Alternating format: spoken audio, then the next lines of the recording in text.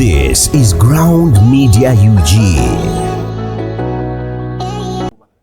Kubanga nawulidde Abedi Bwanika agamba nti ekibiina tukiwadde ndowooza wiiki bbiri nga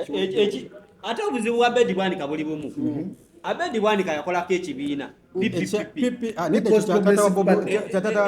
kyabidandi ayina ekyo kye yakola naye nga ye mobilizer ye coordinator ye treasurer nga bw'atuuza delegates conference atulamu yekka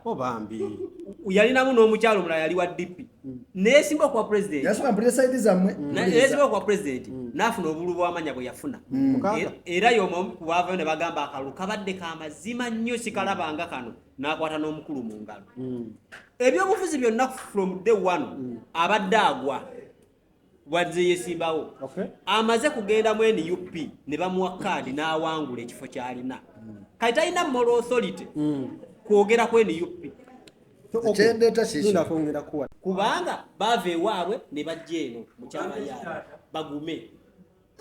Sky Soldier mwe abalya ku lulime ne mu luzise tulya mu lulime lwokka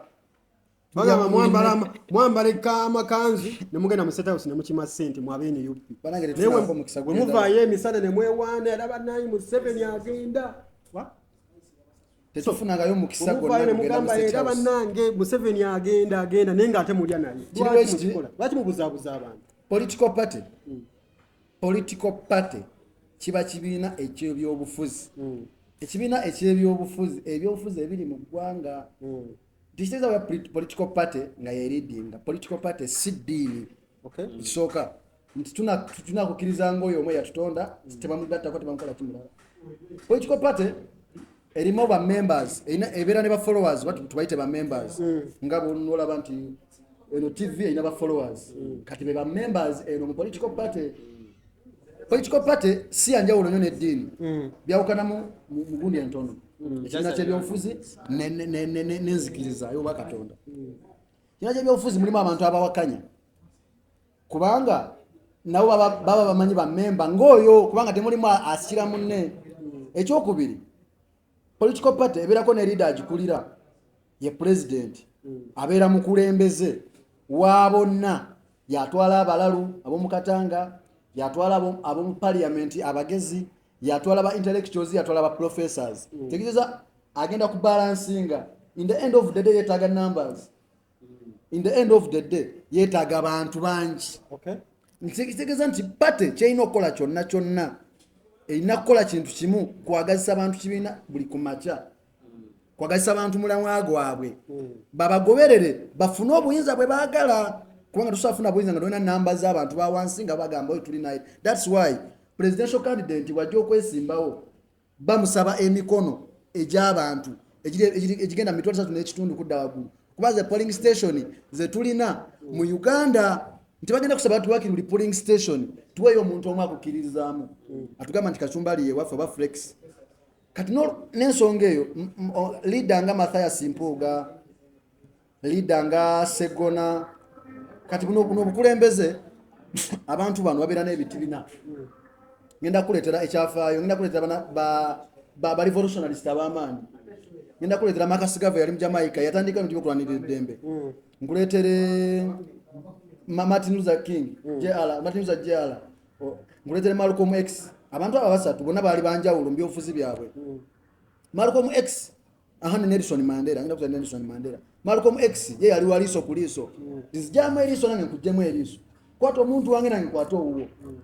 Nelson Mandela ye yali wakukkiriziganya nti ffe tubeere banjawulo ku bo nti wadde gavumenti etunyigiriza nti tugere tule nabo ku mmeeza tuteese abantu baffe bano abawansi tuve mu ntalo zino na zino Martin Luther Jr naye bw'atyo bwe yali wa mirembe nti gwe nkubanze ngenda kukulabisa ensi ekulaba kyokola kyonna in the end of the day kati Malcolm X lwaki bano baafa mangu ba Malcolm X baali bakibuli nga baagala bintu biggwe leero kati kyekiri wano mu Uganda tuli mu politics eno nenga ffenna buli omu alina endowooza emulese mu politics waliwo mulese mu politics agamba tukolagane nono tule Museveni ng'akyusaamu kimu ono agamba nze Museveni simwagala njagala aveewo leero bakyedagisa agenda ku kya State House ngende njokye kati abantu abo bakubagana batya Bobi Wine statement yasooka yagamba tulye ssente ne tusigale ku mulamwa nga tumanyi kye twagala kubanga ssente zaki zaffe. Kati nga Bobi Wine lwaki ateekawo eno embeera community yeemu emugamba ffe tetwagala muntu yenna akolagana na kyemalira nga tuli naye. Waliwo n'amugamba nti kubanga bw'obeera leader of opposition oba olina omugugu munene, omugugu gw'obeera olina kacumbaali nti oba olina okuwa report government owine report opposition ate nga bona odobawa kyenkanyi nga bwolina okukolamu emirimu gyo. Kati ate nga opposition ekutaddeko akazito nti ffe twagala okola ekisoboka kyonna tulabe nga eyo gavumenti evaako. Kati nga ne gavumenti eyagala ate okola ekisoboka olanga nga emirimu gyayo gitambula bulungi nga bwe gina otambula bagiwaane. Kati kyekibeerawo ekyo kati Mathias Mpuuga baamuwa akasiimo ka 500 million gratuity 500 million ku level ya Mathias Mpuuga tasobola zigula motoka nezimuteerako namba plate wadde zimusulira emisolo sobola gula buguzi motoka ye gy'atambuliramu. Waliwo ekintu ekitono kyetulaba nti kibaddewo. Nze ndi munakibiina kya NUP akkiriza pulezidenti wange naye etali ddiini nti ngenda kukkiriza nga buli kimu nange nibako nekyendaba nti ku saidi yange kirabika si kituufu ku yange nga n'ekirala obeerako n'omuntu nto naye simuvaamu. Nze Mathias Mpuuga alina dark days zange ze nali mutangazamu nanteerawo embeera oba nanfunirawo forward. Ne His Excellency Bobi Wine yali anyambyeko mu dark days. Ng'ekibiina kyamugobera ne bamuleetinga honorable zaake. Nze sikkirizigana mu kugoba nga bwe nagambye mu kusooka twagala numbers, twagala bantu oba omuntu aze mu mbeera kitwagala okubeera ne numbers. Anti in the end of the day ne bono bo wangudde ojja sigala nenga munauganda muno era nga gwamufuga. Anti okuteeka ebbali tekitegeeza nti ndo bafuga. Anti kati bw'oba otandika ssaawa zino wano bw'oba otandika ssaawa zino ng'ogamba tomwagala waliwo community egendo nga bwe nagambye nti mu kibiina buli omanyi omuntu eyamuleetamu waliwo abantu abali mu NUP nga bali inspired by Mpuuga, waliwo bali inspired by Sky nga yagamba olaba Sky waali lwaki nange sibeerawo. Kati abantu abasinga bali mu kibiina ku inspired by leaders abali mu kibiina, waliwo bali inspired by wabo ba leader abali mu kibiina. Anti senga omukulembeze yatayimirira ku magulu ekibiina kiba kijja kulema. Anti amagulu g'osobola okugayimirirako anti osasanyusa buli omuntu nawe tolina kwesanyusa. So kati olina kubalansinga eryato okugoba Mpuuga yakoze byokugoba yandikoze eki nga ate yabadde abulankanyiza alidde enguzi ya bukadde 5 gratuity teri mu mateeka just bagenze bugenzi mu koona ne bateesa bargaining power nti ompa mmeka tukuwa beka webale kola obukadde 5 parliament kumanyi katulira omanyi lwaki Mpuuga muwolereza mpaka kiri bwe kiti bagambye bakuwadde gratuity tebamuwadde ensonga nti tukwade milioni zino 5 genda kugamba nti Museveni president wo obagenda nga weegana Kyagulanyi waliwo ssente zijja tuli mu struggle fetu nze mu campaign twalina abantu abatuwa ssente nga ba NRM ne walanga agamba ebintu byemukola birungi nnyo nange nino so akwogera ne mukwate ssente mutuuse omulamwa osokuwa Mathias Mpuuga milioni 5 nga milioni 5 z'omuwadde agenda ziteeka nga z'omuwadde gozimuwadde nga kuzirya naye nga ye agenda zikosa n'omulama guli president we gwe yamugamba sente muzirye musigale ku mulamwa. Uliriza bwabeera nga ebitaano bineeno how sure yitagenda zikozesa nga n'ekibiina kyennyini kyalina campaign eyakunga Uganda bwe yatuuka mu constituency ye n'agiyimiriza. How sure amai tagenda zikozesa okulaba ku kiriwo mu foot soldiers. That's why tulaba foot soldiers basinga tebavuma Mpuuga njagala okyegendeza bali abamanyi bonna abasinga ng'ovudde kono gwe bakwira essimu banange tuvumire gundi atutwala abasinga Mpuuga yali alina kyabayambyeko mu bulamu bwabwe abasingira ddala ebbange tulya mara ku bwalopu wanga fe abasinga bannaffe ffenna tumulabye ku bwalopu ku sizoni eno esizoni y'ekisanja kya NUP kyemuweeredde obukulu ffenna abasinga bwe tubadde bakyali abadde kikulu nnyo kyabadde onali ku mutto gwa Mpuuga si ku mutto nze nagambye siri mu ddiini tuzirye sigale ku mulamwa katunyonyi envundu katukinyonyole iteeka mu nnamu zonna zikola kati kankunyonyole kati yali agamba Bannakenya yali agamba Bannakenya ekyokuzirya si kibi era takirinaako buzibu kuba abantu bangi nnyo abayidde ssente z'enyaale si kibi naye ziridde otya era nkugira naye senga yagambye nti nno senga actually nga tezinaba na fuluma senga yamugambako nti bagenda kumpa ye 5 naye ebibiri bino eno bigenda kudda mu kibiina kambagire tuli ba mukwano nga bwe tuli wano fenna sofuna diru nga ya mawulire naye ngeri kugwe wekka nengera nja kuna ngamba wafuna ne diru otangamba nenga tuli bachaji tola babuli lunaku omayirwaki waliwo kati wankulire bannayuganda beteekamu ekintu mu sente za bisiraani sente wejidde kuba mukisa nebe okusanze kabenje sente yo ngayo ya mukisa nkujira sente ngayo ya mukisa kati waliwo direjja nga Mpuuga ku myaka gye takyasuubira kugenda ku reportinga okitegeera nti banange gundi kino ng'amanyi agenda kyandulinga kisajja kikulu nono akitegeere waliwo ekintu ekyangu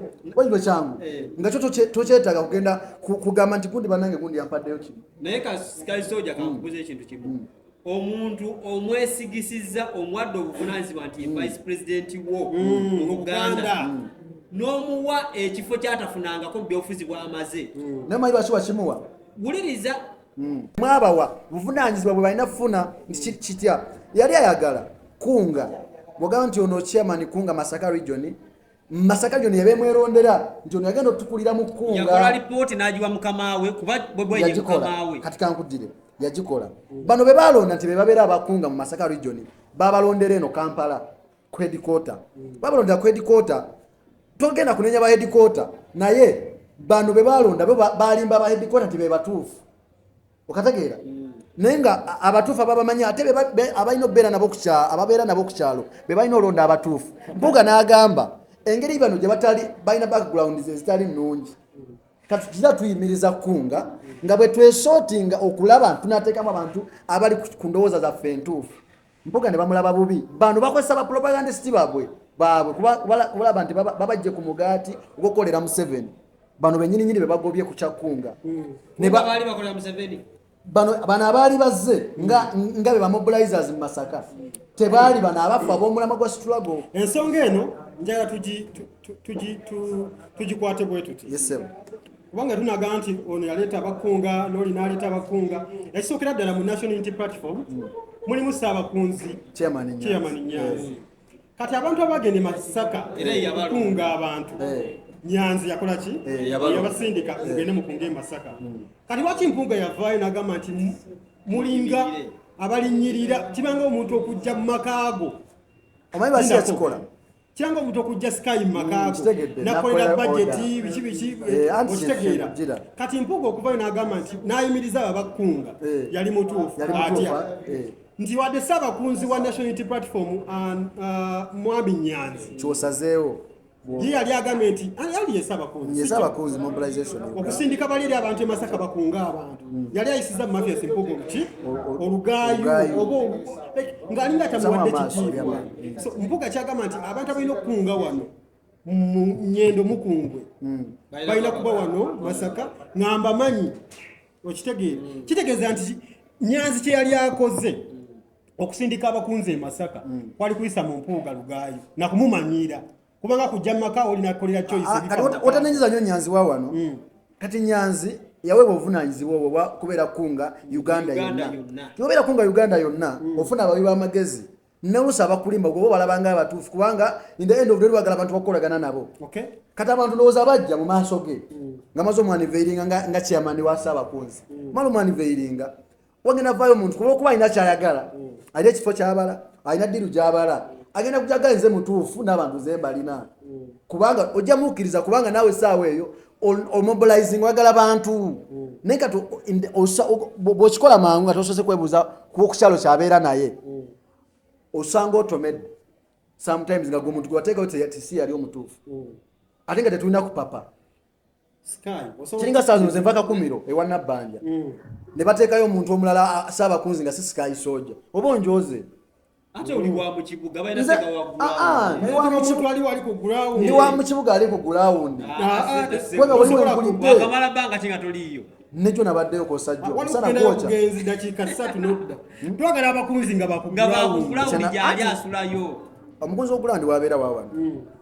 yamanya bachairman yamanya bakansala yamanya n'abantu abatuufu tulina okukolagana nabo yamanya abanakuuma akalulu yamanya nti bano bagenda okukola kino bwesti yamanya bagenda okukola mu register zonna z'ekyalo yamanyi omuntu agenda okutuusa ekintu ekituufu ekirisi okikiriza nti Nyanzi agenda batwalako kibiina